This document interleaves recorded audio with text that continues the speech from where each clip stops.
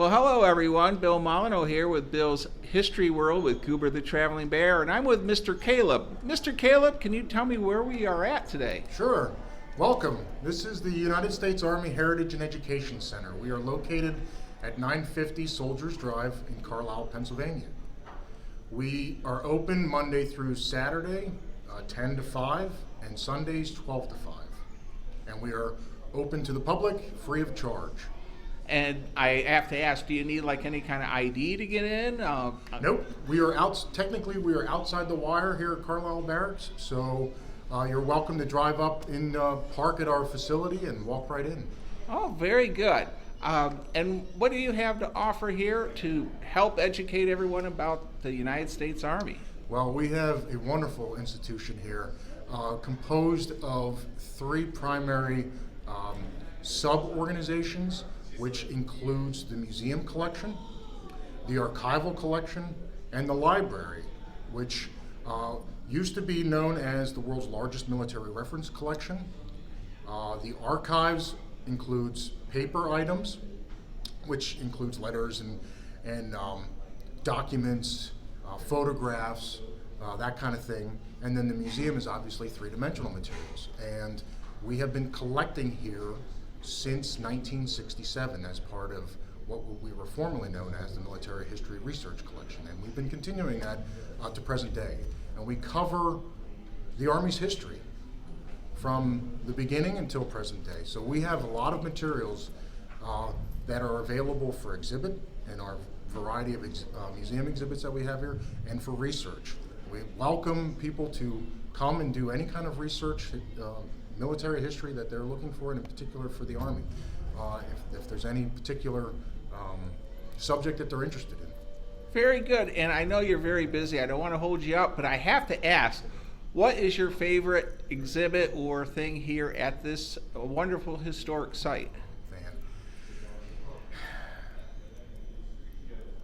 I am a uniforms guy myself, so I'm always particular to the cloth that we have here. And we have some fantastic identified Civil War era uniforms, as well as some very high-end World War II materials. For example, Omar Bradley's service coat that he was wearing at the end of World War II is very popular for when we bring it out for tours here. And that would be, that's a great way for us to segue into the history of the Army and into our correlation with the War College and what the War College teaches here as well, with a high-level general officer from World War II. All right. Well, thank you very much for your time. I already did a video work on your beautiful heritage walking trail. I was out there for a couple hours. I'm going to do a little bit of video work of your wonderful museum, and thank you for allowing me to come and try to promote your museum on my YouTube channels. Happy to do it. Thank you. Well, Mr. Kaleb is, we're in the World War I room, right? We're actually in the Soldier Experience Gallery. This is our main exhibit gallery that's right off the entrance of the building. And this particular gallery is meant to give a sense of the Army's history from the Spanish-American War to present day. And in this gallery, we have small little vignettes that talk about each era, and then you'll also see an exhibit case that is directly relating a soldier from our collection to that era. So directly behind me, you have the Mexican border crisis, and then as you move through, you'll run into every era and conflict that the Army's been involved in since. So it's like the timeline of history through Exactly, there. it is, yes. Mm-hmm. So unlike, let's say, Gettysburg, where it's primarily just Civil War, you have everything across the board here. That is correct. And what we also like to do is, because we have such a wonderful collection here, we are able to switch out these cases and these soldier stories roughly every 2 years, we on a staggered basis. So that way we can keep the stories fresh, and we also do our due diligence by preserving the materials that we maintain here for the nation. Well, thank you very much. Well, Mr. Kaleb is going to go over the F-17 World War I tank here, and very excited about him to explain. Oh my gosh, it's Goober the Traveling Bear. He has made it here too. Amazing, he finds history places all over the East Coast. Well, we're in the World War I room, and what kind of a tank do you have sitting here? So this is a French F-17 tank, dates to World War I. It was the primary light tank used by the Allies during World War I. And this one came to us, it was transferred. We do not think this one saw combat during World War I. However, it is the proper model for that time frame. We believe that it was shipped, that it was over there but never saw combat. And then after the war ended, it came back with the Army. And actually, interestingly enough, it came back and was used as basically a target during target practice for the Army at a post in the Midwest. In the Midwest. And I have to ask, in Gettysburg, Pennsylvania, they had these training at the Bliss Farm at Pickett's Charge Battlefield. They have photos, and I did a book review where they showed the pictures of these tanks. Any chance this could have been at the Bliss Farm? Nope. Unfortunately not. Now this one came, I believe, this one was transferred to Carlisle in the 1940s. Okay. Well, I guess I'm going to just scan this, and I'll just ask you a couple questions. Sure. Is this how many men had to stuff themselves in here? There were two men in this vehicle, the commander and the driver. So the commander had to load the gun and turn the turret? That's correct, yes. And these tanks came with two different armaments, primary armaments. This one that we have here is a 37 millimeter cannon. They also came with an 8 millimeter Hotchkiss machine gun. Oh, all right. So it could either be equipped with a machine gun or an artillery piece. Or yes. Very good. Well, thank you for going over the tank. I had a lot of requests with this.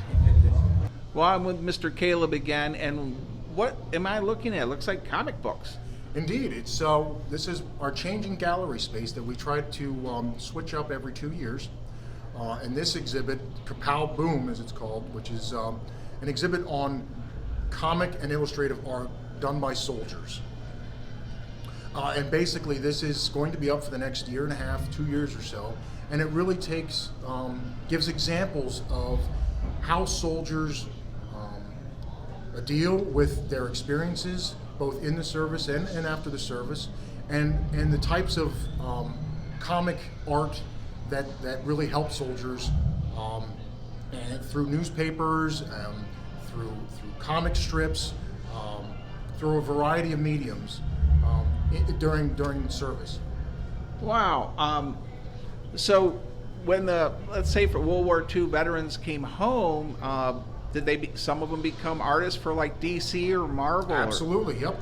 We have a number of examples on exhibit here for that, as well as the Army's magazine Preventative Monthly, which was a training tool the Army was using in the 1960s with comic art. So we offer quite a variety. Original materials are here on exhibit right now. Well, I have to ask one question. What is that comic of the walls and painting or pictures? A lot of military buildings I'll see in World War II. Kilroy was here with a little head and hands or something. What is that about? That was just a soldier innovation to just kind of make fun of where they were at. Number of soldiers, drew that. It was simple to draw. It was just something that kind of lightened the mood. Lighten the mood, okay, because you see that in a lot of war movies and different things. All right, well, this is a wonderful exhibit, and it is amazing, all the comics and, boy, the artwork and this is all done by veterans. Soldiers in the service and veterans. Wow. All right, well, we'll close this snippet out, and boy, there is a lot of comic stuff here. So if you're into comics, you have to come and visit. Well, where are we now? Well, we are still in the Soldier Experience Gallery, and as we talked about earlier, this is a timeline event exhibit. So here we are in the middle of the World War II section. One of the interactive, immersive components that we have in this gallery is our parachute jump, as we call it. So it's a chance for visitors to get a slight sense of what it's like to be an airborne parachutist in World War II. So what they have to do is take a seat in the old jump seat there, Oh my gosh, Goober's in there. and Goober's gonna take the jump, and then instructions on the floor will tell you exactly what you have to do.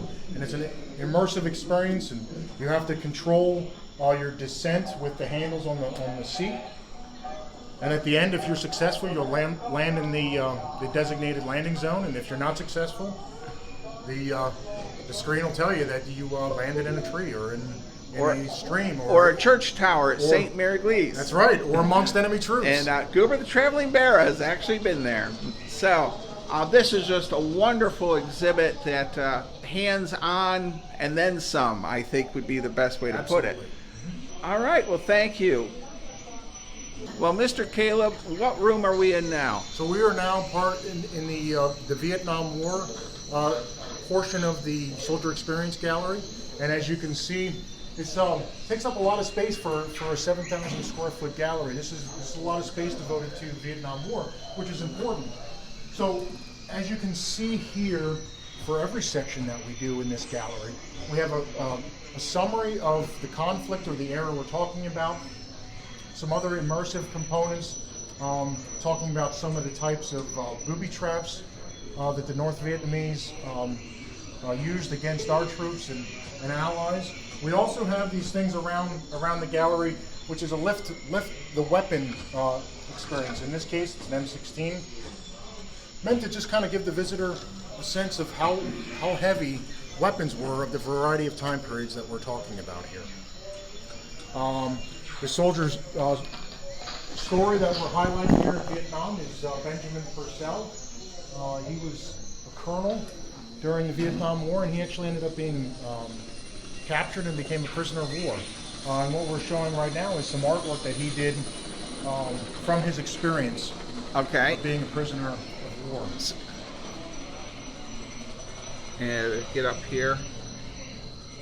Well, that looks just inhumane. Put your legs in that. And how long was he a prisoner for? I don't know. Well, we're in the Vietnam room. Can you tell me about Colonel Purcell Jr.? Absolutely. Benjamin Purcell was captured in Vietnam in early 1968. He escaped a couple of times and was recaptured. Ended up spending time in Vietnam prison camp until 1973. Wow. Came home and graduated from the Army War College here in Carlisle. Well, that's a great story. He was able to come back and then continue his life, and came back here too. Indeed. It makes it even extra special. All right. Well, thank you. Well, thank you for allowing Goober and I to come and visit your wonderful museum. I love this timeline. We got the Spanish-American War, all the silhouettes behind you. What else would you like to say before we head off to other places? Just appreciate you visiting today. Hopefully everyone can come back and visit. All right, well, thank you. And to everybody out there, stay safe, be kind, be courteous, and come and visit the Army Heritage Education Center. Did I get that correct? U.S. Army Heritage and Education Center. And Carlisle, Pennsylvania. Thank you very much for allowing me to visit.